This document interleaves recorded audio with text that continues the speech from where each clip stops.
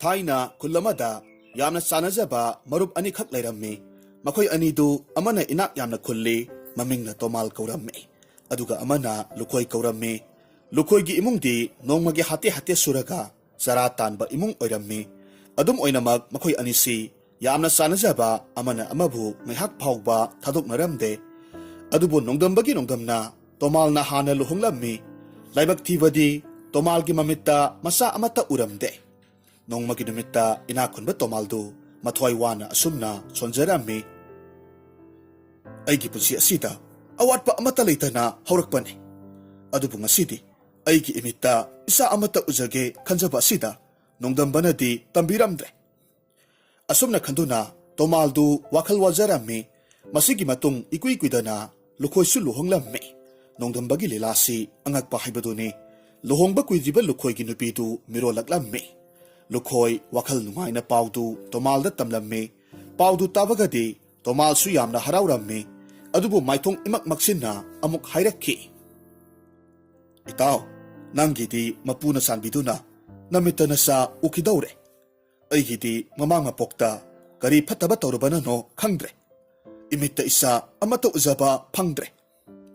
Asubna Hairaga Tomaldu Wakal Yamna Sontaba Matau Ulami Madu Ubada Lukoina Tomal Butamjilame Matamna Sumhokibana Lukoi Ginupidu Makumata Suzilak Laduna Mayok Nabi Kaubagi Matam Oiraklami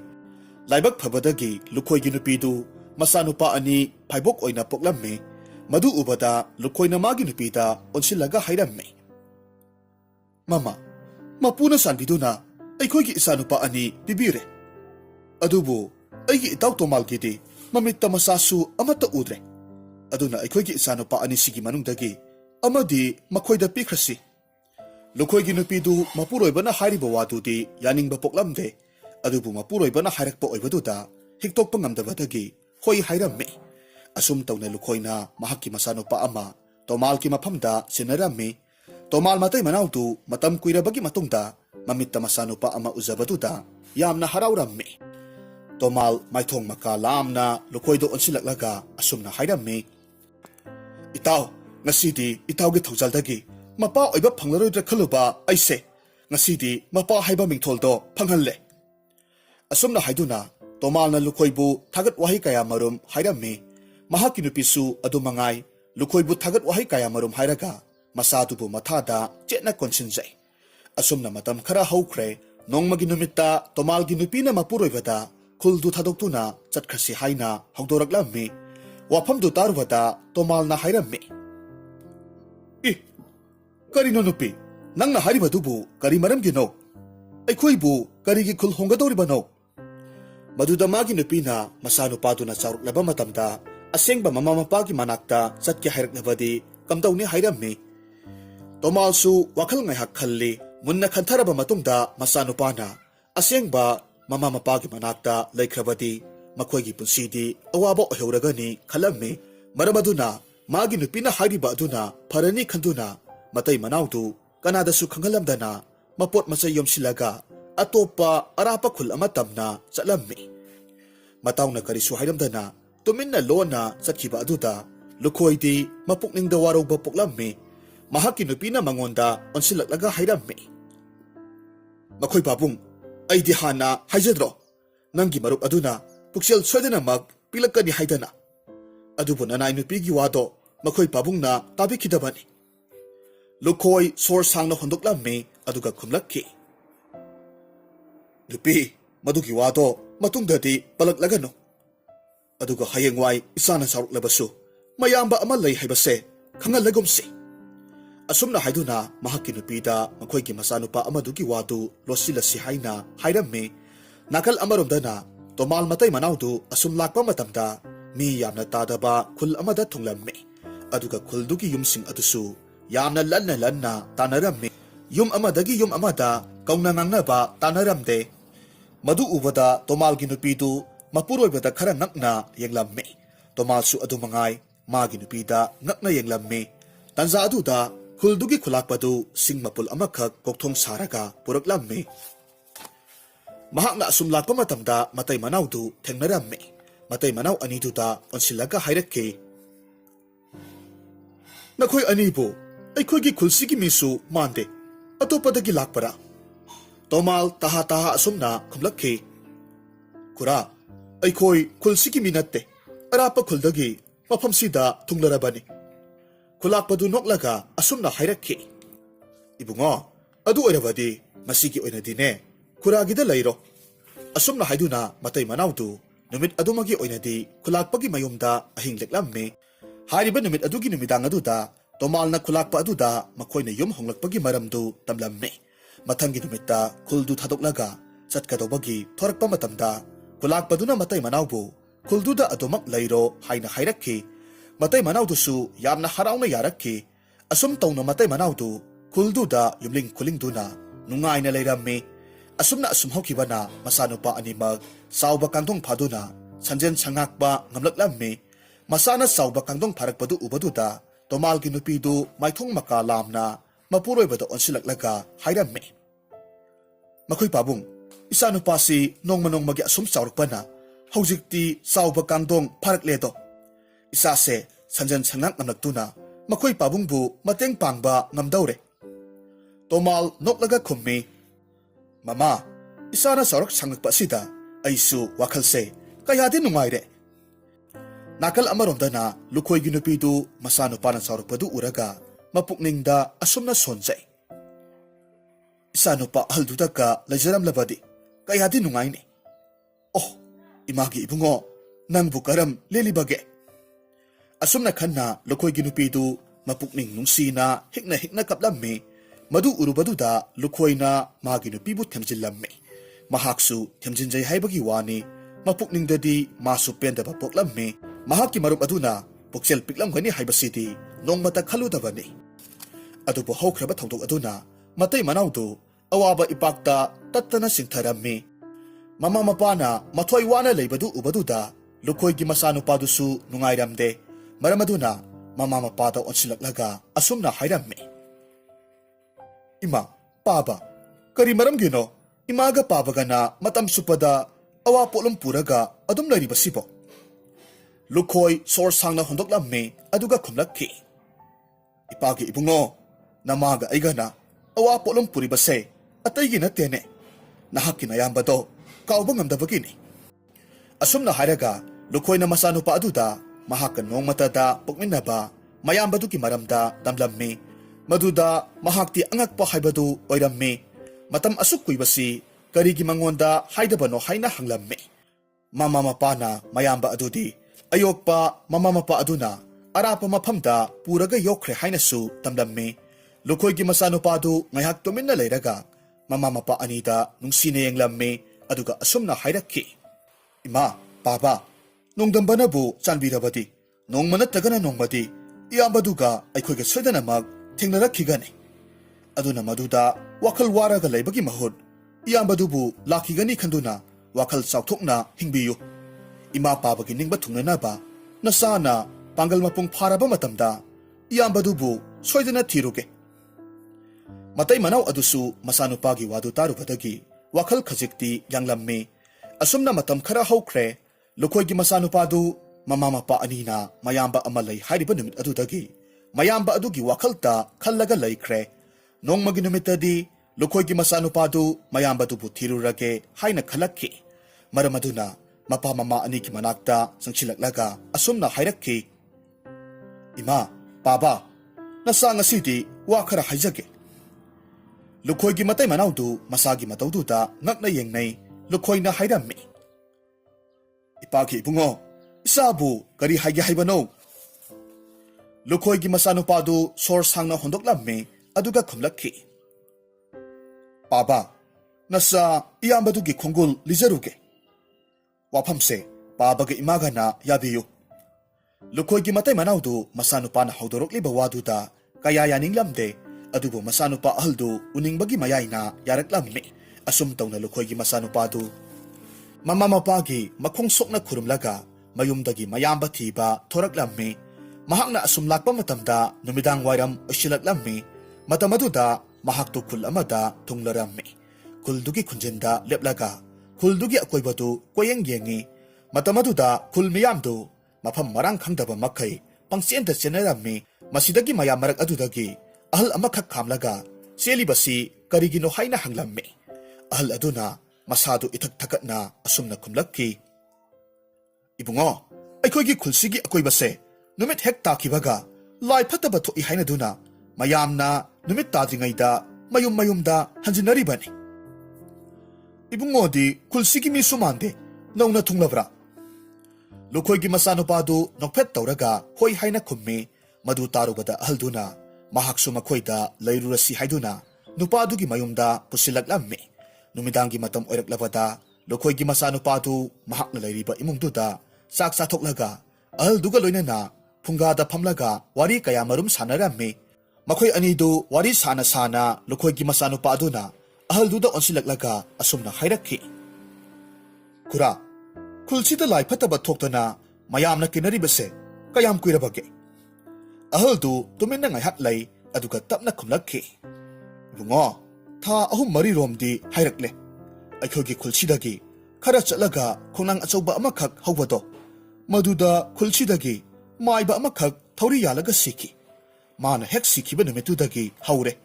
ꯈꯨꯜꯁꯤꯗ ꯂꯥꯏ ꯐꯠꯇꯕ ꯊꯣꯛꯇꯅ ꯑꯀꯤ ꯑꯈꯪ ꯅꯪꯍꯜꯂꯤꯕꯁꯦ꯫ ꯑꯁꯨꯝꯅ ꯍꯥꯏꯔꯒ ꯑꯍꯜꯗꯨꯅ ꯂꯨꯈꯣꯏꯒꯤ ꯃꯆꯥꯅꯨꯄꯥ ꯑꯗꯨꯗ ꯈꯨꯜꯗꯨꯗ ꯑꯣꯏꯔꯤꯕ ꯐꯤꯕꯝꯗꯨꯒꯤ ꯃꯔꯝꯗ ꯋꯥꯔꯤ ꯂꯤꯔꯝꯃꯤ꯫ ꯋꯥꯐꯝꯗꯨ ꯇꯥꯔꯨꯕꯗ ꯂꯨꯈꯣꯏꯒꯤ ꯃꯆꯥꯅꯨꯄꯥꯗꯨꯗꯤ ꯂꯥꯏ ꯐꯠꯇꯕ ꯍꯥꯏꯕꯁꯤꯒꯤ ꯃꯔꯝꯗ ꯊꯥꯖꯔꯝꯗꯦ, ꯃꯔꯝ ꯑꯗꯨꯅ ꯃꯤꯅ ꯇꯧꯕ ꯁꯣꯏꯗꯅꯃꯛ ꯑꯣꯏꯔꯤꯅꯤ ꯍꯥꯏꯅ ꯈꯜꯂꯝꯃꯤ꯫ ꯑꯁꯨꯝꯅ ꯉꯥꯏꯍꯥꯛ ꯋꯥꯔꯤ ꯋꯥꯇꯥꯏ ꯁꯥꯔꯕ ꯃꯇꯨꯡꯗ ꯊꯦꯡꯂꯦ, ꯇꯨꯝꯂꯁꯤ ꯍꯥꯏꯗꯨꯅ ꯇꯨꯝꯕ ꯆꯪꯅꯈ꯭ꯔꯦ꯫ ꯅꯥꯀꯜ ꯑꯃꯔꯣꯝꯗꯅ ꯇꯣꯃꯥꯜꯒꯤ ꯃꯆꯥꯅꯨꯄꯥꯗꯨꯗꯤ ꯃꯃꯥ ꯃꯄꯥꯅ ꯀꯔꯤꯁꯨ ꯊꯕꯛ ꯁꯨꯍꯟꯗꯅ ꯌꯥꯝꯅ ꯀꯦꯊꯣꯛ ꯃꯧꯊꯣꯛꯅ ꯊꯝꯂꯝꯃꯤ꯫ ꯑꯗꯨꯕꯨ ꯂꯥꯏꯕꯛ ꯊꯤꯕꯗꯤ ꯃꯈꯣꯏꯒꯤ ꯈꯨꯜꯗꯨꯗ ꯁꯥ ꯀꯩꯅ ꯇꯣꯏꯅ ꯇꯣꯏꯅ ꯑꯌꯦꯠꯄ ꯄꯤꯔꯛꯂꯝꯃꯤ꯫ ꯃꯔꯝ ꯑꯗꯨꯅ ꯈꯨꯜꯗꯨꯒꯤ ꯅꯍꯥꯁꯤꯡꯗꯨ ꯌꯨꯝꯊꯣꯡꯒꯤ ꯑꯣꯏꯅ ꯈꯨꯜ ꯉꯥꯛꯄꯒꯤ ꯊꯧꯗꯥꯡ ꯄꯨꯕ ꯇꯥꯔꯝꯃꯤ꯫ ꯇꯣꯃꯥꯜꯒꯤ ꯅꯨꯄꯤꯗꯨ ꯑꯣꯏꯔꯛꯂꯤꯕ ꯃꯇꯧꯁꯤꯗ ꯋꯥꯈꯜ ꯌꯥꯝꯅ ꯋꯥꯅ ꯁꯣꯟꯖꯔꯝꯃꯤ꯫ ꯑꯩꯒꯤ ꯏꯆꯥꯅꯨꯄꯥꯁꯤꯗꯤ ꯑꯩꯅ ꯃꯈꯨꯠ ꯐꯥꯎꯕ ꯍꯥꯝꯂꯒ ꯆꯥꯍꯟꯄꯣꯟꯇꯦ, ꯑꯗꯨꯒ ꯀꯔꯝꯅꯅꯣ ꯃꯥꯅ ꯈꯨꯜ ꯉꯥꯛꯄ ꯌꯥꯎꯗꯣꯔꯤꯕꯁꯤꯕꯣ? ꯇꯣꯃꯥꯜꯁꯨ ꯑꯗꯨꯃꯉꯥꯏ, ꯃꯆꯥꯅꯨꯄꯥꯕꯨ ꯀꯔꯝꯅ ꯁꯥ ꯀꯩꯒ ꯂꯥꯟꯊꯦꯡꯅꯔꯨꯁꯨ ꯍꯥꯏꯔꯨꯅꯤ ꯈꯜꯂꯝꯃꯤ꯫ ꯑꯗꯨꯕꯨ ꯈꯨꯜꯒꯤ ꯑꯣꯏꯕ ꯊꯧꯗꯥꯡꯅꯤꯅ ꯃꯆꯥꯅꯨꯄꯥ ꯑꯗꯨꯕꯨ ꯈꯨꯜ ꯉꯥꯛꯄ ꯑꯗꯨꯗ ꯌꯥꯎꯍꯟꯗꯕꯗꯤ ꯌꯥꯔꯝꯗꯦ꯫ ꯃꯊꯪꯒꯤ ꯑꯌꯨꯛꯇ ꯂꯨꯈꯣꯏꯒꯤ ꯃꯆꯥꯅꯨꯄꯥꯗꯨ ꯃꯍꯥꯛꯅ ꯂꯩꯔꯤꯕ ꯈꯨꯜꯗꯨ ꯊꯥꯗꯣꯛꯂꯒ ꯆꯠꯅꯅꯕ ꯁꯦꯝ ꯁꯥꯔꯝꯃꯤ꯫ ꯑꯗꯨꯕꯨ ꯃꯇꯝꯗꯨꯗ ꯃꯍꯥꯛꯅ ꯂꯩꯔꯤꯕ ꯌꯨꯝꯗꯨꯒꯤ ꯑꯍꯜꯗꯨ ꯇꯍꯥ ꯂꯥꯛꯂꯝꯃꯤ, ꯑꯗꯨꯒ ꯑꯁꯨꯝꯅ ꯍꯥꯏꯔꯝꯃꯤ, ꯏꯕꯨꯡꯉꯣ, ꯅꯍꯥꯛ ꯈꯨꯜꯁꯤ ꯊꯥꯗꯣꯛꯂꯒ ꯆꯠꯄ ꯌꯥꯈꯤꯔꯣꯏ꯫ ꯂꯨꯈꯣꯏꯒꯤ ꯃꯆꯥꯅꯨꯄꯥꯗꯨ ꯏꯉꯛ ꯉꯛꯅ ꯈꯨꯝꯂꯛꯈꯤ, ꯈꯨꯔꯥ, ꯀꯔꯤ ꯇꯧꯕ ꯌꯥꯎꯔꯕꯒꯦ? ꯈꯨꯜꯁꯤ ꯊꯥꯗꯣꯛꯂꯒ ꯆꯠꯄ ꯌꯥꯔꯣꯏ ꯍꯥꯏꯔꯤꯕꯁꯤꯕꯣ? ꯑꯍꯜꯗꯨ ꯁꯣꯔ ꯁꯥꯡꯅ ꯍꯣꯟꯗꯣꯛꯂꯝꯃꯤ, ꯑꯗꯨꯒ ꯈꯨꯝꯂꯛꯈꯤ, ꯈꯨꯜꯁꯤꯒꯤ ꯑꯃꯥꯏꯕꯤ ꯑꯃꯅ ꯂꯩꯐꯥꯎ ꯐꯥꯎꯕꯗ ꯈꯨꯜꯁꯤꯗꯒꯤ ꯀꯅꯥꯃꯠꯇ ꯈꯨꯜꯁꯤ ꯊꯥꯗꯣꯛꯂꯒ ꯆꯠꯄ ꯌꯥꯈꯤꯔꯣꯏ ꯍꯥꯏꯔꯤꯌꯦ꯫ ꯑꯍꯜꯗꯨꯒꯤ ꯋꯥꯗꯨ ꯇꯥꯔꯨꯕꯗ ꯂꯨꯈꯣꯏꯒꯤ ꯃꯆꯥꯅꯨꯄꯥꯗꯨ ꯎꯄꯥꯏ ꯂꯩꯇ꯭ꯔꯦ, ꯐꯃꯨꯡꯗ ꯒꯤꯠ ꯂꯥꯎꯅ ꯐꯝꯊꯔꯝꯃꯤ꯫ ꯅꯥꯀꯜ ꯑꯃꯔꯣꯝꯗꯅ ꯇꯣꯃꯥꯜꯒꯤ ꯃꯆꯥꯅꯨꯄꯥꯗꯨ ꯑꯍꯤꯡ ꯆꯨꯞꯄꯗꯨꯃ ꯇꯨꯝꯗꯕꯒꯤ ꯃꯃꯤꯠ ꯃꯅꯥꯗꯨ ꯏꯀꯨꯠ ꯀꯨꯠꯂꯒ ꯃꯌꯨꯝꯗ ꯍꯜꯂꯛꯂꯝꯃꯤ꯫ ꯃꯗꯨ ꯎꯕꯗ ꯇꯣꯃꯥꯜꯒꯤ ꯅꯨꯄꯤꯗꯨꯗꯤ ꯃꯆꯥꯅꯨꯄꯥꯅ ꯆꯥꯛ ꯆꯥꯅꯅꯕ ꯊꯣꯡꯂꯝꯃꯤ꯫ ꯇꯣꯃꯥꯜꯒꯤ ꯃꯆꯥꯅꯨꯄꯥ ꯑꯗꯨꯁꯨ ꯑꯍꯤꯡ ꯇꯨꯝꯗꯕ ꯑꯗꯨꯗ ꯉꯥꯏꯍꯥꯛ ꯇꯨꯝꯕꯅ ꯐꯅꯤ ꯈꯟꯗꯨꯅ ꯆꯥꯛ ꯆꯥꯊꯣꯛꯂꯒ ꯐꯃꯨꯡꯗ ꯑꯗꯨꯃꯛ ꯇꯨꯝꯕ ꯆꯪꯈ꯭ꯔꯦ꯫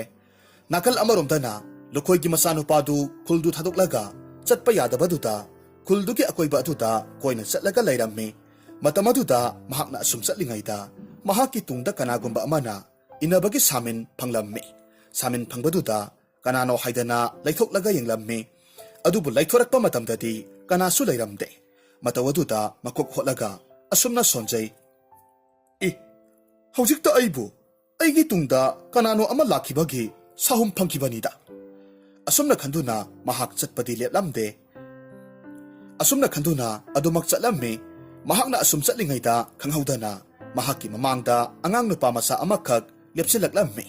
ꯃꯗꯨ ꯎꯕꯗ ꯌꯥꯝꯅ ꯏꯉꯛ ꯉꯛꯅ ꯑꯉꯥꯡꯗꯨꯗ ꯌꯦꯡꯂꯒ ꯂꯩ꯫ ꯑꯉꯥꯡ ꯑꯗꯨꯅ ꯂꯨꯈꯣꯏꯒꯤ ꯃꯆꯥꯅꯨꯄꯥ ꯑꯗꯨꯗ ꯆꯥꯅꯕ ꯈꯖꯤꯛꯇꯪ ꯄꯤꯕꯤꯌꯨ ꯍꯥꯏꯅ ꯍꯥꯏꯔꯝꯃꯤ꯫ ꯑꯉꯥꯡꯗꯨꯒꯤ ꯃꯇꯧꯗꯨꯗ ꯃꯍꯥꯛ ꯌꯥꯝꯅ ꯅꯨꯡꯉꯥꯏꯔꯝꯗꯦ꯫ ꯐꯤꯖꯤꯗ ꯀꯤꯔꯤꯕ ꯇꯟ ꯃꯆꯦꯠ ꯑꯗꯨ ꯑꯉꯥꯡꯗꯨꯗ ꯄꯤꯔꯝꯃꯤ꯫ ꯑꯉꯥꯡꯗꯨꯁꯨ ꯇꯟ ꯃꯆꯦꯠꯇꯨ ꯄꯤꯔꯛꯄ ꯑꯗꯨꯗ ꯍꯔꯥꯎꯅ ꯂꯧꯔꯒ ꯑꯗꯨꯃꯛ ꯆꯤꯛꯂꯒ ꯆꯦꯟꯈ꯭ꯔꯦ꯫ ꯃꯗꯨꯗ ꯂꯨꯈꯣꯏꯒꯤ ꯃꯆꯥꯅꯨꯄꯥꯗꯨ ꯑꯉꯥꯡꯗꯨꯅ ꯆꯦꯟꯈꯤꯕꯗꯨꯗ ꯅꯣꯛꯂꯒ ꯌꯦꯡꯂꯒ ꯂꯩꯍꯧꯔꯝꯃꯤ꯫ ꯑꯁꯨꯝꯅ ꯅꯨꯃꯤꯠꯇꯨꯃ ꯈꯨꯜꯗꯨꯒꯤ ꯑꯀꯣꯏꯕꯗꯨꯗ ꯀꯣꯏꯆꯠ ꯆꯠꯂꯒ ꯀꯔꯤ ꯀꯔꯤ ꯑꯁꯣꯏꯕ ꯂꯩ ꯍꯥꯏꯗꯨꯅ ꯀꯣꯌꯦꯡ ꯌꯦꯡꯂꯝꯃꯤ꯫ ꯑꯗꯨꯕꯨ ꯑꯌꯨꯛ ꯅꯨꯡꯊꯤꯜꯗꯨꯗꯗꯤ ꯀꯔꯤꯁꯨ ꯊꯣꯏꯅ ꯑꯀꯥꯏꯕ ꯂꯩꯕꯒꯤ ꯃꯃꯤ ꯇꯥꯕ ꯎꯔꯝꯗꯦ꯫ ꯅꯨꯃꯤꯗꯥꯡ ꯋꯥꯏꯔꯝꯒꯤ ꯃꯇꯝ ꯑꯣꯏꯁꯤꯜꯂꯛꯂꯕꯗ ꯊꯕꯛ ꯁꯨꯅꯔꯝꯕ ꯃꯤꯌꯥꯝ ꯄꯨꯝꯅꯃꯛ ꯃꯥꯒꯤ ꯃꯌꯨꯝꯗ ꯍꯟꯖꯤꯟꯅꯔꯒ ꯊꯣꯡ ꯆꯦꯠꯅ ꯂꯣꯟꯁꯤꯟꯅꯈ꯭ꯔꯦ꯫ ꯂꯨꯈꯣꯏꯒꯤ ꯃꯆꯥꯅꯨꯄꯥ ꯑꯗꯨꯁꯨ ꯃꯍꯥꯛꯅ ꯊꯨꯡꯂꯤꯕ ꯑꯍꯜꯗꯨꯒꯤ ꯌꯨꯝꯗ ꯆꯥꯛꯉꯟ ꯆꯥꯔꯒ ꯃꯍꯥꯛꯁꯨ ꯐꯃꯨꯡꯗ ꯆꯪꯁꯤꯜꯂꯛꯂꯝꯃꯤ꯫ ꯃꯇꯝ ꯑꯗꯨꯗ ꯃꯍꯥꯛꯀꯤ ꯋꯥꯈꯜꯗ ꯑꯁꯨꯝꯅ ꯈꯜꯂꯤ, ꯃꯈꯣꯏ ꯃꯌꯥꯝꯅ ꯍꯥꯏꯅꯔꯤꯕ ꯂꯥꯏ ꯐꯠꯇꯕ ꯍꯥꯏꯔꯤꯕꯗꯨꯕꯨ ꯀꯝꯗꯧꯕꯖꯥꯠꯅꯣ? ꯑꯣꯟꯊꯣꯛꯅ ꯈꯪꯅꯤꯡꯈ꯭ꯔꯦꯗ꯫ ꯃꯤꯌꯥꯝꯅ ꯇꯨꯝꯅꯈ꯭ꯔꯤꯉꯩꯁꯤꯗ ꯊꯣꯛꯂꯒ ꯌꯦꯡꯂꯨꯁꯤꯔꯅꯦ꯫ ꯑꯁꯨꯝꯅ ꯈꯟꯗꯨꯅ ꯂꯨꯈꯣꯏꯒꯤ ꯃꯆꯥꯅꯨꯄꯥꯗꯨ ꯇꯨꯝꯂꯝꯕꯗꯒꯤ ꯐꯨꯛ ꯍꯧꯒꯠꯂꯝꯃꯤ꯫ ꯃꯄꯥꯂꯣꯝꯗ ꯇꯞꯅ ꯊꯣꯔꯛꯂꯝꯃꯤ꯫ ꯅꯨꯃꯤꯗꯥꯡꯒꯤ ꯃꯇꯝꯗꯨ ꯌꯥꯝꯅ ꯊꯦꯡꯕꯗꯤ ꯅꯠꯇꯦ, ꯑꯗꯨꯕꯨ ꯀꯅꯥꯁꯨ ꯃꯄꯥꯜ ꯏꯄꯥꯜ ꯊꯣꯛꯇꯕꯅ ꯈꯨꯜꯗꯨ ꯏꯆꯤꯛ ꯆꯤꯛꯂꯝꯃꯤ꯫ ꯑꯆꯤꯛꯄ ꯑꯍꯤꯡꯗꯨꯗ ꯑꯇꯤꯌꯥꯗ ꯊꯋꯥꯟꯃꯤꯆꯥꯛꯁꯤꯡꯅ ꯇꯔꯪ ꯊꯣꯛꯂꯤꯕ, ꯊꯥꯖꯒꯤ ꯃꯉꯥꯜꯅ ꯄꯨꯡꯉꯥꯟ ꯉꯥꯜꯂꯤꯕꯗꯨ ꯎꯕꯗꯨꯗ ꯂꯨꯈꯣꯏꯒꯤ ꯃꯆꯥꯅꯨꯄꯥꯗꯨꯗꯤ ꯁꯣꯔ ꯁꯥꯡꯅ ꯍꯣꯟꯗꯣꯛꯆꯔꯝꯃꯤ꯫ ꯑꯗꯨꯒ ꯑꯁꯨꯝꯅ ꯍꯥꯏꯖꯩ, ꯑꯣ, ꯑꯁꯨꯛ ꯐꯖꯕ ꯑꯍꯤꯡꯒꯤ ꯃꯇꯝꯁꯦ ꯂꯥꯏ ꯐꯠꯇꯕ ꯀꯤꯗꯨꯅ ꯃꯌꯥꯝꯁꯤ ꯉꯟꯇꯥ ꯄꯣꯊꯥꯅꯈ꯭ꯔꯦꯅꯦ꯫ ꯑꯁꯤ ꯍꯥꯏꯗꯨꯅ ꯌꯨꯝꯗꯨꯗꯒꯤ ꯈꯔ ꯊꯣꯔꯛꯂꯝꯃꯤ꯫ ꯃꯇꯝ ꯑꯗꯨꯗ ꯂꯥꯞꯇꯛꯅ ꯀꯔꯤꯅꯣ ꯈꯪꯗꯕ ꯈꯣꯟꯖꯦꯜ ꯑꯃ ꯇꯥꯔꯛꯈꯤ꯫ ꯃꯗꯨ ꯇꯥꯕꯗ ꯂꯨꯈꯣꯏꯒꯤ ꯃꯆꯥꯅꯨꯄꯥꯗꯨ ꯈꯣꯟꯖꯦꯜꯗꯨꯒꯤ ꯃꯥꯏꯀꯩ ꯇꯞꯅ ꯆꯠꯇꯨꯅ ꯀꯔꯤꯅꯣ ꯍꯥꯏꯕ ꯌꯦꯡꯂꯝꯃꯤ꯫ ꯑꯗꯨꯕꯨ ꯀꯔꯤꯁꯨ ꯂꯩꯕꯗꯤ ꯊꯦꯡꯅꯔꯝꯗꯦ꯫ ꯀꯔꯤꯁꯨ ꯂꯩꯇꯕꯗꯨꯗ ꯃꯇꯣꯝꯇ ꯑꯁꯨꯝꯅ ꯍꯥꯏꯖꯔꯝꯃꯤ, ꯑꯩꯕꯨ ꯍꯧꯖꯤꯛꯇ ꯈꯣꯟꯖꯦꯜ ꯑꯃꯗꯤ ꯇꯥꯈꯤꯕꯅꯤꯗ꯫ ꯑꯩꯒꯤ ꯋꯥꯈꯜꯅ ꯑꯣꯏꯔꯕ ꯖꯥꯠꯂꯅꯦ꯫ ꯑꯁꯨꯝꯅ ꯈꯟꯗꯨꯅ ꯃꯀꯣꯛ ꯍꯣꯠꯂꯒ ꯃꯍꯥꯛꯅ ꯂꯩꯔꯤꯕ ꯌꯨꯝꯗꯨꯗ ꯑꯃꯨꯛ ꯍꯜꯂꯛꯂꯝꯃꯤ꯫ ꯅꯥꯀꯜ ꯑꯃꯔꯣꯝꯗꯅ ꯇꯣꯃꯥꯜꯒꯤ ꯃꯆꯥꯅꯨꯄꯥꯗꯨ ꯃꯃꯥꯟꯅꯕ ꯈꯔꯒ ꯂꯣꯏꯅꯅ ꯈꯨꯟꯖꯤꯟꯗ ꯊꯥꯡ ꯇꯦꯟ ꯄꯥꯏꯗꯨꯅ ꯁꯥ ꯀꯩ ꯂꯥꯛꯄ ꯉꯥꯏꯔꯒ ꯂꯩꯔꯝꯃꯤ꯫ ꯃꯌꯥꯝ ꯃꯔꯛꯇꯒꯤ ꯃꯁꯥ ꯃꯎ ꯈꯔ ꯅꯣꯏ ꯄꯦꯟꯕ ꯊꯣꯏꯕ ꯀꯧꯕ ꯑꯃꯈꯛ ꯌꯥꯎꯔꯝꯃꯤ꯫ ꯊꯣꯏꯕꯗꯨ ꯃꯁꯥꯗꯨ ꯋꯥꯔꯕ ꯃꯥꯜꯂꯦ꯫ ꯁꯣꯔ ꯊꯕꯦꯠ ꯍꯣꯜꯂꯒ ꯑꯁꯨꯝꯅ ꯍꯥꯏꯔꯛꯈꯤ, ꯃꯌꯥꯝ, ꯑꯩ ꯂꯦꯞꯄꯗ ꯋꯥꯔꯦ꯫ ꯉꯥꯏꯍꯥꯛꯇ ꯄꯣꯊꯥꯕ ꯑꯣꯏꯅ ꯐꯟꯁꯥꯡꯁꯤꯗ ꯍꯤꯞꯈꯤꯒꯦ꯫ ꯑꯁꯨꯝꯅ ꯍꯥꯏꯔꯒ ꯐꯟꯁꯥꯡ ꯑꯗꯨꯗ ꯍꯤꯞꯊꯔꯛꯂꯝꯃꯤ꯫ ꯍꯦꯛ ꯍꯤꯞꯊꯈꯤꯕꯒꯗꯤ ꯏꯀꯨꯏ ꯀꯨꯏꯍꯧꯗꯦ ꯊꯣꯏꯕꯗꯨ ꯒ꯭ꯔꯣ ꯅꯥꯈꯣꯛꯇꯨꯅ ꯑꯗꯨꯃꯛ ꯇꯨꯝꯊꯈ꯭ꯔꯦ꯫ ꯃꯗꯨ ꯎꯕꯗꯨꯗ ꯃꯌꯥꯝ ꯃꯔꯛꯇꯒꯤ ꯅꯍꯥ ꯑꯃꯅ ꯑꯁꯨꯝꯅ ꯍꯥꯏꯔꯝꯃꯤ, ꯃꯁꯤꯒꯤ ꯊꯣꯏꯕꯁꯦ ꯃꯌꯨꯝꯗ ꯄꯣꯊꯥꯔꯒ ꯂꯩꯍꯟꯕꯅꯕꯨ ꯐꯔꯕꯅꯤ꯫ ꯇꯥꯟꯖꯥꯁꯤꯗ ꯁꯥ ꯀꯩꯒ ꯂꯥꯛꯂꯕꯗꯤ ꯃꯥꯁꯦ ꯁꯣꯏꯗꯅ ꯁꯥ ꯀꯩꯒꯤ ꯃꯆꯤꯟꯖꯥꯛ ꯑꯣꯏꯈꯤꯕ ꯇꯥꯔꯦꯅꯦ꯫ ꯑꯁꯨꯝꯅ ꯍꯥꯏꯗꯨꯅ ꯃꯈꯣꯏ ꯃꯌꯥꯝꯗꯨ ꯃꯤꯠꯅ ꯁꯤꯡꯅ ꯁꯥ ꯀꯩ ꯂꯥꯛꯄ ꯉꯥꯏꯔꯒ ꯂꯩꯅꯔꯝꯃꯤ꯫ ꯂꯥꯏꯕꯛ ꯐꯕ ꯍꯥꯏꯒꯗ꯭ꯔꯥ, ꯍꯥꯏꯔꯤꯕ ꯅꯨꯃꯤꯠ ꯑꯗꯨꯃꯗꯤ ꯈꯨꯜꯗꯨꯗ ꯁꯥ ꯀꯩ ꯑꯃꯠꯇ ꯂꯥꯛꯂꯝꯗꯦ꯫ ꯑꯁꯨꯝꯅ ꯃꯇꯝ ꯈꯔ ꯍꯧꯈ꯭ꯔꯦ꯫ ꯂꯨꯈꯣꯏꯒꯤ ꯃꯆꯥꯅꯨꯄꯥ ꯑꯗꯨ ꯈꯨꯜꯗꯨ ꯊꯥꯗꯣꯛꯂꯒ ꯆꯠꯅꯤꯡꯕꯅꯗꯤ ꯂꯣꯏꯔꯕꯅꯤ꯫ ꯑꯗꯨꯕꯨ ꯈꯨꯜꯗꯨ ꯊꯥꯗꯣꯛꯇꯨꯅ ꯆꯠꯄ ꯌꯥꯔꯣꯏ ꯍꯥꯏꯅ ꯊꯤꯡꯕ ꯑꯗꯨꯅ ꯎꯄꯥꯏ ꯂꯩꯇ꯭ꯔꯦ꯫ ꯃꯍꯥꯛꯅ ꯃꯁꯥꯗꯨ ꯈꯣꯏꯔꯥꯡ ꯈꯣꯏꯁꯥꯎꯅꯅ ꯑꯁꯨꯝꯅ ꯁꯣꯟꯖꯔꯝꯃꯤ, ꯀꯔꯝꯕ ꯅꯨꯃꯤꯠ ꯊꯥꯗꯅꯣ ꯑꯩꯅ ꯈꯨꯜꯁꯤꯕꯨ ꯊꯥꯗꯣꯛꯂꯒ ꯆꯠꯄ ꯌꯥꯒꯗꯧꯔꯤꯕꯁꯤꯕꯣ? ꯁꯣꯝꯗꯁꯨ ꯂꯨꯈꯣꯏꯒꯤ ꯃꯇꯩ ꯃꯅꯥꯎꯗꯨ ꯃꯆꯥꯅꯨꯄꯥꯗꯨꯅ ꯃꯌꯥꯝꯕ ꯊꯤꯒꯅꯤ ꯍꯥꯏꯅ ꯍꯦꯛ ꯆꯠꯈꯤꯕꯒꯗꯤ ꯁꯨꯛꯍꯟ ꯍꯜꯂꯛꯇꯕ ꯑꯗꯨꯗ ꯃꯊ꯭ꯋꯥꯏ ꯌꯥꯝꯅ ꯋꯥꯖꯔꯝꯃꯤ꯫ ꯂꯨꯈꯣꯏꯒꯤ ꯅꯨꯄꯤꯗꯨ ꯋꯥꯈꯜ ꯋꯥꯅ ꯃꯇꯣꯝꯇ ꯑꯁꯨꯝꯅ ꯍꯥꯏꯖꯔꯝꯃꯤ, ꯏꯁꯥꯅ ꯃꯌꯥꯝꯕ ꯊꯤꯕ ꯆꯠꯀꯦ ꯍꯥꯏꯕ ꯃꯇꯝꯗꯨꯗ ꯊꯤꯡꯂꯝꯂꯕꯗꯤ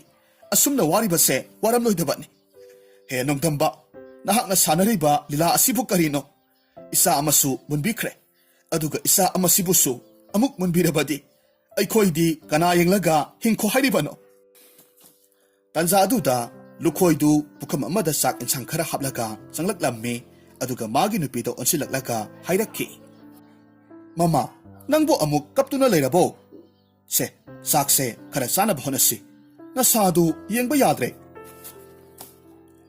ꯑꯁꯨꯝꯅ ꯍꯥꯏꯗꯨꯅ ꯂꯨꯈꯣꯏꯅ ꯃꯥꯒꯤ ꯅꯨꯄꯤꯗꯨ ꯆꯥꯛ ꯆꯥꯅꯕ ꯍꯥꯏꯔꯝꯃꯤ꯫ ꯑꯗꯨꯕꯨ ꯃꯥꯒꯤ ꯅꯨꯄꯤꯗꯨꯗꯤ ꯆꯥꯅꯤꯡ ꯊꯛꯅꯤꯡꯕ ꯐꯥꯎꯗꯦ ꯍꯥꯏꯅ ꯈꯨꯝꯂꯝꯃꯤ꯫ ꯎꯄꯥꯏ ꯂꯩꯇꯕꯗꯒꯤ ꯃꯥꯒꯤ ꯅꯨꯄꯤꯅ ꯆꯥꯅꯤꯡꯗꯦ ꯍꯥꯏꯕ ꯑꯗꯨꯗ ꯄꯨꯈꯝꯗꯨ ꯅꯤꯡꯊꯤꯅ ꯀꯨꯞꯁꯤꯜꯂꯒ ꯊꯝꯂꯝꯃꯤ꯫ ꯑꯁꯨꯝꯅ ꯅꯨꯃꯤꯠ ꯑꯗꯨꯃꯗꯤ ꯇꯞꯅ ꯍꯧꯈꯤꯕꯅ ꯅꯨꯃꯤꯗꯥꯡꯒꯤ ꯃꯇꯝ ꯑꯣꯏꯁꯤꯜꯂꯛꯂꯝꯃꯤ꯫ ꯅꯨꯃꯤꯗꯥꯡꯒꯤ ꯃꯇꯝ ꯑꯣꯏꯔꯛꯂꯕꯗ ꯍꯥꯟꯅꯒꯤ ꯃꯇꯧꯒꯨꯝꯅ ꯂꯨꯈꯣꯏꯒꯤ ꯃꯆꯥꯅꯨꯄꯥꯅ ꯂꯩꯔꯤꯕ ꯈꯨꯜ ꯑꯗꯨꯒꯤ ꯃꯤꯌꯥꯝꯗꯨ ꯃꯥꯒꯤ ꯃꯌꯨꯝꯗ ꯉꯟꯅ ꯍꯟꯖꯤꯟꯅꯈ꯭ꯔꯦ꯫ ꯊꯣꯡ ꯆꯦꯠꯅ ꯂꯣꯟꯁꯤꯟꯅꯔꯒ ꯂꯩꯅꯈ꯭ꯔꯦ꯫ ꯂꯨꯈꯣꯏꯒꯤ ꯃꯆꯥꯅꯨꯄꯥꯅ ꯂꯩꯔꯤꯕ ꯌꯨꯝ ꯑꯗꯨꯁꯨ ꯆꯥꯛ ꯉꯟꯅ ꯊꯣꯡꯂꯒ ꯆꯥꯊꯣꯛꯅꯔꯝꯃꯤ꯫ ꯑꯗꯨꯒ ꯑꯍꯜꯗꯨꯅ ꯂꯨꯈꯣꯏꯒꯤ ꯃꯆꯥꯅꯨꯄꯥꯗ ꯑꯣꯟꯁꯤꯜꯂꯛꯂꯒ ꯑꯁꯨꯝꯅ ꯍꯥꯏꯔꯝꯃꯤ, ꯏꯕꯨꯡꯉꯣ, ꯆꯥꯕ ꯊꯛꯄꯁꯨ ꯂꯣꯏꯔꯕꯅꯤꯅ ꯀꯨꯏꯅ ꯂꯩꯔꯒꯅꯨ, ꯇꯨꯝꯅꯕ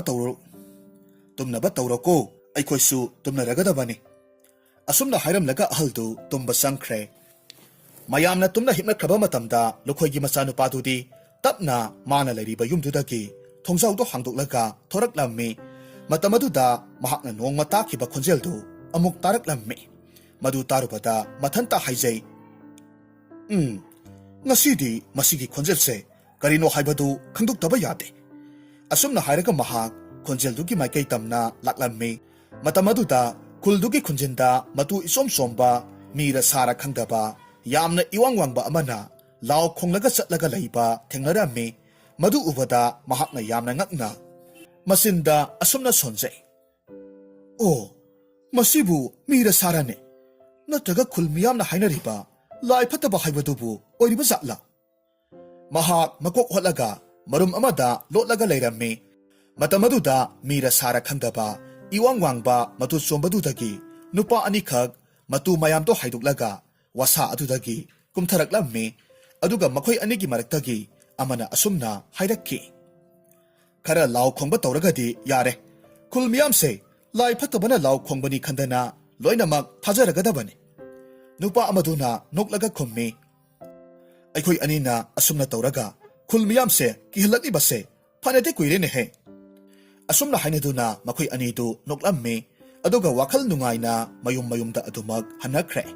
ꯑꯁꯣꯝꯗꯅ ꯃꯈꯣꯏ ꯑꯅꯤꯅ ꯁꯥꯟꯅꯔꯤꯕ ꯋꯥꯔꯤꯗꯨ ꯂꯨꯈꯣꯏꯒꯤ ꯃꯆꯥꯅꯨꯄꯥ ꯑꯗꯨꯅꯗꯤ ꯂꯣꯏꯅꯃꯛ ꯇꯥꯍꯧꯔꯝꯃꯤ꯫ ꯃꯄꯨꯛꯅꯤꯡꯗ ꯑꯁꯨꯝꯅ ꯈꯜꯂꯝꯃꯤ, ꯑꯣ, ꯅꯍꯥꯟ ꯃꯈꯩ ꯈꯨꯜ ꯃꯤꯌꯥꯝꯅ ꯋꯥꯅ ꯈꯥꯡꯂꯤꯕꯁꯤꯗꯤ ꯅꯈꯣꯏ ꯑꯅꯤꯅ ꯁꯥꯟꯅꯔꯤꯕ ꯑꯣꯏꯔꯦ꯫ ꯐꯩꯌꯦ, ꯈꯪꯒꯅꯤ, ꯅꯈꯣꯏ ꯑꯅꯤꯁꯨ ꯄꯔꯥ ꯑꯃ ꯇꯝꯕꯤꯕꯗꯤ ꯃꯊꯧ ꯇꯥꯔꯦ꯫ ꯑꯁꯨꯝꯅ ꯈꯟꯗꯨꯅ ꯃꯍꯥꯛꯅ ꯂꯩꯔꯤꯕ ꯌꯨꯝ ꯑꯗꯨꯗ ꯑꯃꯨꯛ ꯍꯜꯂꯛꯂꯝꯃꯤ꯫ ꯅꯥꯀꯜ ꯑꯃꯔꯣꯝꯗꯅ ꯇꯣꯃꯥꯜꯒꯤ ꯃꯆꯥꯅꯨꯄꯥꯗꯨꯗꯤ ꯃꯃꯥꯟꯅꯕ ꯀꯌꯥꯒ ꯂꯣꯏꯅꯅ ꯈꯨꯜ ꯉꯥꯛꯂꯒ ꯂꯩꯔꯝꯃꯤ꯫ ꯍꯥꯏꯔꯤꯕ ꯅꯨꯃꯤꯠꯇꯨꯃꯗꯤ ꯂꯥꯏꯕꯛ ꯊꯤꯕ ꯅꯨꯃꯤꯠ ꯑꯣꯏꯕꯅ ꯑꯅꯛꯄꯗ ꯂꯩꯕ ꯎꯃꯪꯗꯨꯗꯒꯤ ꯁꯥꯍꯤꯡ ꯆꯥꯕ ꯂꯝꯂꯛꯀꯤ ꯁꯥ ꯈꯔ ꯈꯨꯜꯗꯨ ꯇꯝꯅ ꯂꯥꯛꯂꯝꯃꯤ꯫ ꯈꯨꯜ ꯉꯥꯛꯄ ꯅꯍꯥ ꯑꯃꯅ ꯁꯥꯁꯤꯡꯗꯨ ꯂꯥꯛꯄꯗꯨ ꯎꯔꯝꯃꯤ꯫ ꯁꯥꯁꯤꯡꯗꯨ ꯂꯥꯛꯄ ꯎꯕꯗꯨꯗ ꯅꯍꯥ ꯑꯗꯨꯅ ꯂꯥꯎꯔꯛꯂꯝꯃꯤ, ꯃꯌꯥꯝ ꯅꯈꯨꯠ ꯆꯥꯕ ꯈꯨꯠꯂꯥꯏ ꯑꯃꯃꯝ ꯄꯥꯏꯅꯔꯣ, ꯁꯥ ꯈꯔ ꯑꯁꯣꯝ ꯇꯝꯅ ꯂꯥꯛꯂꯦ꯫ ꯅꯍꯥꯗꯨꯅ ꯂꯥꯎꯔꯛꯄꯗꯨ ꯍꯦꯛ ꯇꯥꯕꯒ ꯈꯨꯜ ꯉꯥꯛꯄ ꯃꯌꯥꯝꯗꯨ ꯊꯥꯡ ꯄꯥꯏꯕꯅ ꯄꯥꯏꯕ, ꯇꯦꯟ ꯄꯥꯏꯕꯅ ꯄꯥꯏꯕ, ꯇꯥ ꯄꯥꯏꯕꯅ ꯄꯥꯏꯕ, ꯃꯈꯨꯠ ꯆꯥꯕ ꯈꯨꯠꯂꯥꯏ ꯄꯥꯏꯈꯠꯅꯔꯝꯃꯤ꯫ ꯑꯗꯨꯒ ꯁꯥ ꯃꯌꯥꯝꯗꯨꯒ ꯂꯥꯟꯊꯦꯡꯅꯅꯕꯒꯤꯗꯃꯛ ꯍꯣꯠꯅꯔꯝꯃꯤ꯫ ꯈꯨꯜꯗꯨꯒꯤ ꯅꯍꯥ ꯃꯌꯥꯝꯗꯨꯒ ꯁꯥꯁꯤꯡꯗꯨꯒ ꯑꯀꯟꯕ ꯃꯑꯣꯡꯗ ꯂꯥꯟꯊꯦꯡꯅꯔꯝꯃꯤ꯫ ꯃꯁꯤꯗ ꯇꯣꯃꯥꯜꯒꯤ ꯃꯆꯥꯗꯨ ꯈꯔ ꯁꯣꯛꯂꯝꯃꯤ꯫ ꯑꯁꯨꯝ ꯇꯧꯅ ꯑꯀꯟꯕ ꯃꯑꯣꯡꯗ ꯂꯥꯟꯊꯦꯡꯅꯔꯕ ꯃꯇꯨꯡꯗ ꯁꯥ ꯃꯌꯥꯝꯗꯨ ꯂꯣꯏꯅꯃꯛ ꯍꯥꯠꯇꯣꯛꯂꯝꯃꯤ꯫ ꯊꯣꯏꯕꯗꯨ ꯏꯅꯣꯏ ꯅꯣꯏꯕ ꯃꯈꯩ ꯇꯣꯃꯥꯜꯒꯤ ꯃꯆꯥꯅꯨꯄꯥꯗꯨ ꯄꯣꯈꯠꯂꯒ ꯃꯌꯨꯝ ꯇꯝꯅ ꯄꯨꯔꯒ ꯆꯦꯟꯈꯤ꯫ ꯇꯣꯃꯥꯜꯒꯤ ꯅꯨꯄꯤꯗꯨ ꯃꯆꯥꯅꯨꯄꯥꯅ ꯁꯣꯛꯂꯒ ꯂꯥꯛꯄꯗꯨ ꯎꯕꯗꯨꯗ ꯀꯞꯂꯤ ꯀꯞꯂꯤ ꯇꯧꯔꯒ ꯑꯁꯨꯝꯅ ꯍꯥꯏꯔꯝꯃꯤ, ꯏꯃꯥꯒꯤ ꯏꯕꯨꯡꯉꯣ, ꯀꯔꯤꯅꯣ ꯏꯆꯥꯅ ꯇꯧꯔꯛꯂꯤꯕꯁꯤꯕꯣ? ꯃꯈꯣꯏ ꯄꯥꯕꯨꯡ ꯃꯥꯏꯕ ꯑꯃꯨꯛꯇ ꯀꯧꯕꯤꯔꯨꯆꯣꯕ꯫ ꯇꯣꯃꯥꯜꯒꯤ ꯅꯨꯄꯤꯕꯨ ꯄꯥꯈꯠꯇꯅꯕ ꯍꯥꯏꯗꯨꯅ ꯇꯣꯃꯥꯜꯅ ꯑꯁꯨꯝꯅ ꯈꯨꯝꯃꯤ, ꯃꯃꯥ, ꯀꯔꯤꯁꯨ ꯇꯧꯔꯣꯏꯁꯦ, ꯑꯩ ꯃꯥꯏꯕ ꯀꯧꯔꯨꯒꯦ꯫ ꯇꯣꯃꯥꯜ ꯈꯣꯡꯂꯩ ꯊꯨꯅ ꯃꯥꯏꯕ ꯀꯧꯕ ꯆꯠꯈꯤ꯫ ꯏꯀꯨꯏ ꯀꯨꯏꯗꯅ ꯇꯣꯃꯥꯜ ꯃꯥꯏꯕ ꯄꯨꯔꯛꯂꯝꯃꯤ꯫ ꯃꯥꯏꯕꯗꯨꯅ ꯃꯆꯥꯅꯨꯄꯥꯒꯤ ꯑꯁꯣꯛꯄꯗꯨ ꯃꯨꯟꯅ ꯌꯦꯡꯂꯕ ꯃꯇꯨꯡꯗ ꯍꯤꯗꯥꯛ ꯂꯥꯡꯊꯛ ꯍꯥꯞꯂꯒ ꯀꯔꯤꯁꯨ ꯂꯨꯕ ꯅꯠꯇꯦ ꯍꯥꯏꯅ ꯍꯥꯏꯔꯝꯃꯤ꯫ ꯃꯥꯏꯕꯗꯨꯅ ꯑꯗꯨꯝꯅ ꯍꯦꯛ ꯍꯥꯏꯔꯕ ꯑꯗꯨꯗ ꯇꯣꯃꯥꯜꯒꯤ ꯅꯨꯄꯤꯗꯨ ꯁꯣꯔ ꯁꯥꯡꯅ ꯍꯣꯟꯗꯣꯛꯆꯔꯝꯃꯤ꯫ ꯑꯁꯨꯝ ꯇꯧꯅ ꯃꯌꯥꯝ ꯆꯪꯗꯨꯅ ꯇꯣꯃꯥꯜꯒꯤ ꯃꯆꯥꯅꯨꯄꯥꯗꯨ ꯑꯍꯤꯡ ꯆꯨꯞꯄꯗꯨ ꯀꯨꯞꯅ ꯁꯦꯟꯅꯔꯝꯃꯤ꯫ ꯃꯊꯪꯒꯤ ꯅꯨꯃꯤꯠꯇ ꯂꯨꯈꯣꯏꯒꯤ ꯃꯆꯥꯅꯨꯄꯥ ꯑꯗꯨꯅ ꯃꯥꯅ ꯉꯔꯥꯡ ꯎꯈꯤꯕꯁꯤꯡꯗꯨ ꯌꯨꯝꯗꯨꯒꯤ ꯑꯍꯜꯗꯨꯗ ꯇꯝꯂꯝꯃꯤ꯫ ꯃꯍꯥꯛꯅ ꯍꯥꯏꯔꯤꯕꯗꯨꯗꯤ ꯑꯍꯜꯗꯨꯅ ꯊꯥꯖꯔꯝꯗꯦ꯫ ꯃꯔꯝ ꯑꯗꯨꯅ ꯑꯁꯨꯝꯅ ꯈꯨꯝꯂꯛꯈꯤ, ꯏꯕꯨꯡꯉꯣ, ꯅꯪꯅ ꯍꯥꯏꯔꯤꯕꯗꯣ ꯈꯨꯔꯥꯗꯤ ꯊꯥꯖꯕ ꯋꯥꯠꯂꯤꯗ꯫ ꯂꯥꯏ ꯐꯠꯇꯕ ꯊꯣꯛꯄ ꯅꯨꯃꯤꯠ ꯑꯗꯨꯗꯒꯤ ꯈꯨꯜ ꯃꯤꯌꯥꯝꯁꯦ ꯀꯅꯥꯁꯨ ꯅꯨꯃꯤꯗꯥꯡꯗ ꯃꯄꯥꯜ ꯏꯄꯥꯜ ꯊꯣꯛꯅꯗ꯭ꯔꯕꯅꯤ꯫ ꯑꯍꯜꯗꯨꯅ ꯊꯥꯖꯗꯕꯗꯨꯗ ꯂꯨꯈꯣꯏꯒꯤ ꯃꯆꯥꯅꯨꯄꯥ ꯑꯗꯨꯁꯨ ꯋꯥ ꯃꯈꯥ ꯇꯥꯗ꯭ꯔꯦ꯫ ꯃꯗꯨꯒꯤ ꯃꯍꯨꯠ ꯃꯇꯧ ꯀꯔꯝꯅ ꯈꯨꯜ ꯃꯤꯌꯥꯝꯗ ꯑꯁꯦꯡꯕ ꯑꯆꯨꯝꯕꯗꯨ ꯈꯪꯍꯟꯁꯤꯒꯦ ꯍꯥꯏꯅ ꯈꯜꯂꯝꯃꯤ꯫ ꯃꯍꯥꯛꯅ ꯑꯁꯨꯝ ꯈꯜꯂꯛꯄ ꯃꯇꯝꯗ ꯅꯨꯃꯤꯗꯥꯡꯗ ꯂꯥꯏ ꯐꯠꯇꯕ ꯁꯥꯔꯤꯕ ꯃꯈꯣꯏ ꯑꯅꯤꯗꯨ ꯐꯥꯔꯕꯗꯤ ꯃꯌꯥꯝꯁꯨ ꯂꯣꯏꯅꯃꯛ ꯈꯪꯂꯛꯀꯅꯤ ꯍꯥꯏꯅ ꯈꯜꯂꯝꯃꯤ꯫ ꯑꯗꯨꯕꯨ ꯅꯨꯄꯥ ꯑꯗꯨꯕꯨ ꯐꯥꯕ ꯍꯥꯏꯕꯁꯤꯗꯤ ꯑꯔꯥꯏꯕ ꯊꯕꯛ ꯑꯣꯏꯔꯝꯗꯦ꯫ ꯃꯔꯝ ꯑꯗꯨꯅ ꯈꯨꯜꯗꯨꯗ ꯂꯩꯕ ꯅꯍꯥ ꯈꯔꯗ ꯃꯍꯥꯛꯅ ꯃꯔꯨꯞ ꯇꯤꯟꯅꯁꯤ ꯍꯥꯏꯅ ꯍꯥꯏꯔꯝꯃꯤ꯫ ꯅꯣꯡꯃꯒꯤ ꯅꯨꯃꯤꯠꯇ ꯂꯨꯈꯣꯏꯒꯤ ꯃꯆꯥꯅꯨꯄꯥ ꯑꯗꯨꯅ ꯃꯍꯥꯛꯀ ꯇꯤꯟꯅꯔꯤꯕ ꯃꯔꯨꯞ ꯈꯔ ꯑꯗꯨꯗ ꯃꯍꯥꯛꯅ ꯎꯈꯤꯕꯁꯤꯡꯗꯨ ꯇꯝꯂꯝꯃꯤ꯫ ꯃꯍꯥꯛꯅ ꯍꯥꯏꯔꯤꯕꯗꯨ ꯇꯥꯕꯗ ꯅꯍꯥ ꯑꯃꯅ ꯌꯥꯝꯅ ꯉꯛꯅ ꯈꯨꯝꯃꯤ, ꯏꯇꯥꯎꯅ ꯍꯥꯏꯔꯤꯕꯁꯤꯕꯨ ꯑꯁꯦꯡꯕꯔꯣ? ꯃꯈꯣꯏ ꯑꯅꯤꯅ ꯑꯗꯨꯝꯅ ꯇꯧꯗꯅ ꯈꯨꯜ ꯃꯤꯌꯥꯝ ꯋꯥꯅꯔꯤꯕꯁꯦ ꯈꯪꯗꯕ ꯁꯥꯏ꯫ ꯑꯁꯨꯝꯅ ꯃꯈꯣꯏ ꯃꯌꯥꯝꯗꯨ ꯅꯨꯃꯤꯗꯥꯡꯒꯤ ꯃꯇꯝꯗ ꯅꯨꯄꯥ ꯑꯅꯤꯗꯨ ꯐꯥꯔꯁꯤ ꯍꯥꯏꯅ ꯋꯥꯔꯦꯞꯅꯔꯝꯃꯤ꯫ ꯅꯨꯃꯤꯗꯥꯡꯒꯤ ꯃꯇꯝ ꯑꯣꯏꯁꯤꯜꯂꯛꯂꯕꯗ ꯂꯨꯈꯣꯏꯒꯤ ꯃꯆꯥꯅꯨꯄꯥ ꯑꯗꯨ ꯈꯨꯜꯗꯨꯒꯤ ꯅꯍꯥ ꯈꯔꯒ ꯂꯣꯏꯅꯅ ꯃꯔꯨꯝ ꯑꯃꯗ ꯅꯨꯄꯥ ꯑꯅꯤꯗꯨ ꯊꯣꯔꯛꯄ ꯉꯥꯏꯔꯒ ꯂꯩꯔꯝꯃꯤ ꯃꯇꯝ ꯑꯁꯨꯝ ꯊꯦꯡꯖꯤꯜꯂꯛꯂꯕꯗ ꯅꯨꯄꯥ ꯑꯅꯤꯗꯨ ꯁꯥꯒꯤ ꯃꯇꯨꯗꯨ ꯎꯞꯁꯤꯜꯂꯒ ꯋꯥ ꯑꯁꯥꯡꯕ ꯑꯗꯨꯗ ꯀꯥꯈꯠꯅꯕ ꯍꯣꯠꯅꯔꯝꯃꯤ ꯃꯇꯝ ꯑꯗꯨꯗ ꯂꯨꯈꯣꯏꯒꯤ ꯃꯆꯥꯅꯨꯄꯥ ꯑꯗꯨꯅ ꯃꯌꯥꯝ ꯃꯔꯛꯇꯒꯤ ꯇꯞꯅ ꯊꯣꯔꯛꯂꯒ ꯀꯣꯟꯅ ꯀꯥꯈꯠꯀꯗꯧꯕꯒꯤ ꯇꯧꯔꯤꯕ ꯅꯨꯄꯥ ꯑꯗꯨꯒꯤ ꯐꯨꯔꯤꯠꯇ ꯄꯥꯏꯔꯒ ꯌꯥꯜꯂꯝꯃꯤ ꯅꯨꯄꯥ ꯑꯗꯨ ꯋꯥꯁꯥꯡ ꯑꯗꯨꯗ ꯀꯥꯈꯠꯀꯦ ꯇꯧꯕ ꯑꯗꯨꯗ ꯌꯥꯟꯕꯗꯨꯅ ꯃꯔꯝ ꯑꯣꯏꯔꯒ ꯌꯥꯔꯝꯗꯦ ꯃꯔꯝ ꯑꯗꯨꯅ ꯃꯆꯤꯟꯗ ꯑꯁꯨꯝꯅ ꯁꯣꯜꯂꯤ ꯀꯔꯤꯅꯣꯅꯦ ꯇꯨꯡꯗ ꯌꯥꯜꯂꯤꯕꯁꯤꯕꯣ ꯑꯁꯨꯝꯅ ꯍꯥꯏꯔꯒ ꯅꯨꯄꯥ ꯑꯗꯨꯅ ꯂꯩꯊꯣꯔꯛꯄ ꯃꯇꯝꯗꯗꯤ ꯀꯣꯟꯃꯥꯏ ꯎꯞꯄ ꯑꯃ ꯂꯩꯔꯝꯕꯗꯨ ꯎꯕꯗꯨꯗ ꯈꯪꯂꯥꯎ ꯂꯥꯎꯔꯛꯂꯝꯃꯤ ꯃꯍꯥꯛꯅ ꯈꯪꯂꯥꯎ ꯂꯥꯎꯔꯛꯄꯗꯨꯗ ꯋꯥꯁꯥ ꯇꯣꯡꯂꯤꯕ ꯅꯨꯄꯥ ꯑꯗꯨꯁꯨ ꯌꯦꯡꯊꯔꯛꯂꯝꯃꯤ ꯃꯇꯝ ꯑꯗꯨꯗ ꯃꯍꯥꯛꯁꯨ ꯀꯣꯟꯃꯥꯏ ꯎꯞꯄ ꯅꯨꯄꯥ ꯑꯃ ꯂꯦꯞꯂꯝꯕꯗꯨꯗ ꯈꯪꯂꯥꯎ ꯂꯥꯎꯔꯝꯃꯤ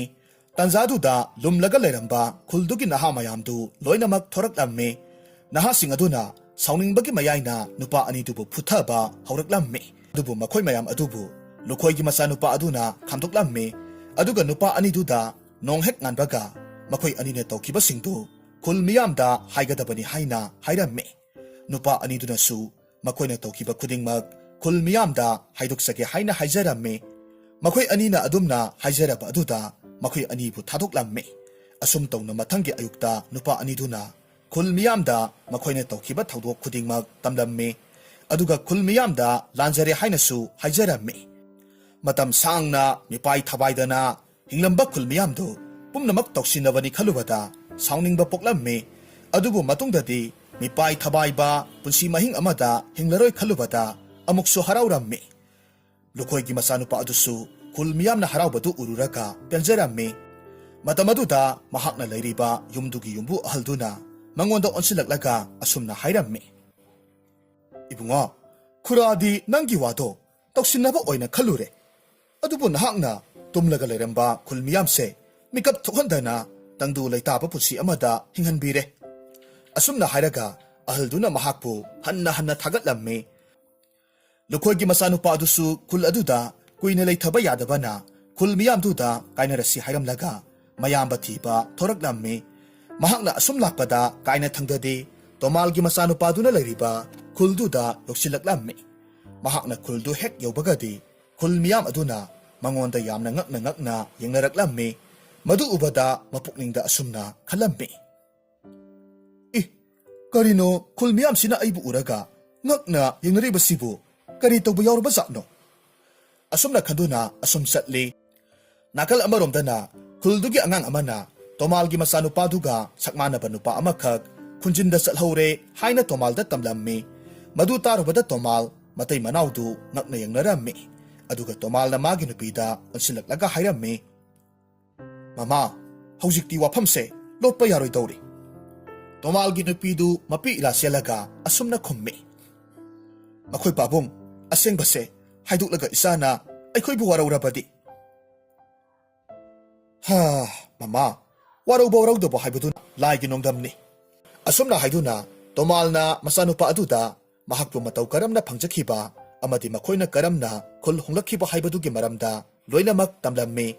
ꯃꯁꯤꯗꯁꯨ ꯅꯠꯇꯅ ꯂꯨꯈꯣꯏꯒꯤ ꯃꯆꯥꯅꯨꯄꯥꯒ ꯊꯦꯡꯅꯩ ꯍꯥꯏꯔꯤꯕ ꯑꯉꯥꯡ ꯑꯗꯨꯗ ꯂꯨꯈꯣꯏꯒꯤ ꯃꯆꯥꯅꯨꯄꯥꯕꯨ ꯃꯈꯣꯏꯒꯤ ꯌꯨꯝꯗ ꯀꯧꯁꯤꯜꯂꯛꯎ ꯍꯥꯏꯅꯁꯨ ꯍꯥꯏꯔꯝꯃꯤ ꯋꯥꯐꯝꯗꯨ ꯇꯥꯔꯨꯕꯗ ꯑꯉꯥꯡꯗꯨ ꯌꯥꯝꯅ ꯊꯨꯅ ꯆꯦꯟꯈ꯭ꯔꯦ ꯇꯣꯃꯥꯜꯒꯤ ꯃꯆꯥꯅꯨꯄꯥꯗꯨ ꯉꯥꯏꯍꯥꯛ ꯇꯨꯃꯤꯟꯅ ꯂꯩꯔꯒ ꯑꯃꯨꯛ ꯍꯥꯏꯔꯝꯃꯤ ꯏꯃꯥ ꯄꯥꯕꯥ ꯑꯩꯕꯨ ꯄꯣꯛꯄ ꯄꯂꯦꯝ ꯄꯟꯊꯧꯒꯤ ꯆꯦꯡꯂꯧ ꯁꯛꯇꯝꯗꯨ ꯑꯃꯨꯛꯇꯪ ꯎꯖꯔꯨꯒꯦ ꯑꯗꯨꯒ ꯑꯃꯨꯛ ꯇꯟꯅ ꯏꯃꯥ ꯄꯥꯕꯒꯤ ꯅꯥꯛꯇ ꯍꯟꯖꯔꯛꯀꯦ ꯇꯣꯃꯥꯜꯒꯤ ꯅꯨꯄꯤꯗꯨ ꯃꯄꯤ ꯊꯤꯡꯕ ꯉꯝꯗꯕ ꯃꯈꯩ ꯍꯤꯛꯅ ꯀꯞꯂꯝꯃꯤ ꯃꯆꯥꯕꯨ ꯃꯊꯥꯗ ꯆꯦꯠꯅ ꯀꯣꯟꯁꯤꯟꯕꯤ ꯃꯇꯥꯡ ꯑꯗꯨꯗ ꯂꯨꯈꯣꯏꯒꯤ ꯃꯆꯥꯅꯨꯄꯥ ꯑꯗꯨꯁꯨ ꯑꯉꯥꯡ ꯑꯗꯨꯒ ꯆꯪꯃꯤꯟꯅꯔꯛꯂꯝꯃꯤ ꯍꯥꯟꯅ ꯑꯃꯨꯛꯇ ꯎꯅꯈꯤꯗ꯭ꯔꯤꯕ ꯑꯣꯏꯕ ꯇꯥꯔꯒꯁꯨ ꯏ ꯇꯤꯟꯅꯕ ꯃꯆꯤꯟ ꯃꯅꯥꯎ ꯑꯣꯏꯕꯗꯨꯗ ꯍꯦꯛ ꯎꯅꯕꯒ ꯑꯃꯅ ꯑꯃꯕꯨ ꯃꯇꯝ ꯀꯨꯏꯅꯗꯒꯤ ꯈꯪꯅꯔꯛꯄꯒꯤ ꯃꯇꯥꯒꯨꯝ ꯐꯥꯎꯔꯝꯃꯤ ꯑꯁꯨꯝꯅ ꯇꯣꯃꯥꯜꯒꯤ ꯃꯆꯥꯅꯨꯄꯥ ꯑꯗꯨ ꯃꯃꯥ ꯃꯄꯥꯗꯒꯤ ꯀꯥꯏꯅ ꯌꯥꯊꯪ ꯂꯧꯔꯒ ꯑꯄꯣꯛꯄ ꯃꯃꯥ ꯑꯃꯗꯤ ꯃꯄꯥ ꯑꯅꯤꯕꯨ ꯎꯅꯕ ꯂꯥꯛꯂꯝꯃꯤ ꯂꯨꯈꯣꯏꯒꯤ ꯃꯇꯩ ꯃꯅꯥꯎꯗꯤ ꯄꯣꯛꯄꯗꯒꯤ ꯑꯃꯨꯛ ꯐꯥꯎꯕ ꯍꯟꯅ ꯎꯈꯤꯗ꯭ꯔꯤꯕ ꯃꯆꯥꯅꯨꯄꯥꯗꯨꯕꯨ ꯎꯖꯕ ꯐꯪꯕꯗꯨꯗ ꯉꯝꯈꯩ ꯂꯩꯇꯅ ꯍꯔꯥꯎꯔꯝꯃꯤ ꯑꯗꯨꯕꯨ ꯇꯣꯃꯥꯜꯒꯤ ꯃꯆꯥꯅꯨꯄꯥꯗꯨꯅ ꯑꯄꯣꯛꯄ ꯃꯃꯥ ꯑꯃꯗꯤ ꯃꯄꯥꯗ ꯌꯦꯡꯂꯒ ꯍꯥꯏꯔꯛꯈꯤ ꯏꯃꯥ ꯄꯥꯕꯥ ꯅꯈꯣꯏ ꯑꯅꯤꯁꯦ ꯑꯩꯒꯤ ꯍꯦꯛ ꯄꯣꯛꯆꯕ ꯏꯃꯥ ꯏꯄꯥꯅꯤ ꯍꯥꯏꯕ ꯈꯪꯖꯔꯦ ꯑꯗꯨꯕꯨ ꯅꯁꯥꯅ ꯑꯩꯕꯨ ꯄꯤꯛꯂꯤꯉꯩꯗꯒꯤ ꯌꯣꯛꯄꯤꯔꯛꯄ ꯏꯃꯥ ꯏꯄꯥꯕꯨꯗꯤ khak phundokpa pamjade to. Lukhoi ameng paminok ama noklaga asumna khumlakhi. Ipagi ibungo, namaga aigadi isabu amuk hanna uzaba phangba sina apenba oirage. Adugane isasu napabong tomal amadi nama ibima anigi thaugal matolomna tauba ngamba oijaro. Tomalgi masanupadu apokpa apokpigi makhong sokna khurumlamlaba matung ayokpa mama mapagi manakta amuk satkre. Mataw asumna lukhoygi matay manawdu masa ahaldu uba phanglaroy khanjarubado asumna unaraba matung pukmen pangminaraga nunga yaifana adumak pankhi.